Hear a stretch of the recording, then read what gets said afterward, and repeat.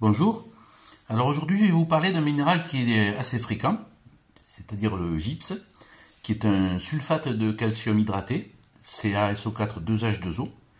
Alors pour commencer, je vais vous montrer un échantillon d'anhydrite, qui est un sulfate de calcium anhydre, donc CaSO4. Et ensuite toute une série de cristaux. Donc là un petit cristal que j'ai trouvé dans les marnes miocènes de Juvignac, dans l'Hérault. Ici un cristal que j'ai acheté un peu plus gros. D'autres cristaux. Un grand cristal allongé.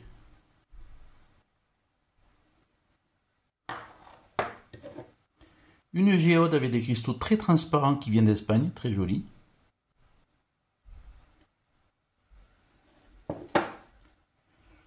Un gypse teinté de vert qui vient d'Australie, très joli aussi. Ici un grand fragment de gypse très transparent. Et ici une grande lame.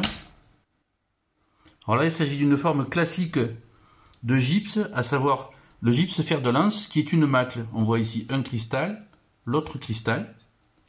Alors là c'est une grande lame obtenue par clivage. Et ici un autre échantillon de gypse fer de lance avec les deux cristaux. Une forme que tout le monde connaît de gypse, la rose des sables. Alors la rose des sables est une évaporite. En fait, elle se forme en profondeur dans le désert. Lorsqu'il y a une nappe d'eau chargée en sulfate de calcium qui circule à une certaine profondeur, l'eau remonte par capillarité dans le sable, comme quand on trempe un morceau de sucre dans de l'eau, l'eau remonte dedans, pareil. Et arrivé à une certaine distance de la surface, la chaleur du soleil fait évaporer l'eau.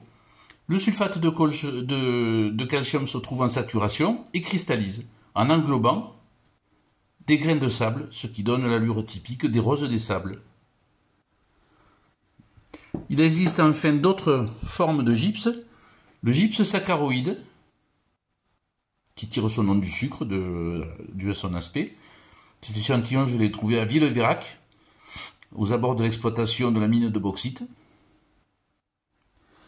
Et une autre forme, assez connue, la sélénite, un gypse fibreux, que j'ai trouvé également à Villeveyrac, et dans laquelle on peut voir un petit cristal logé.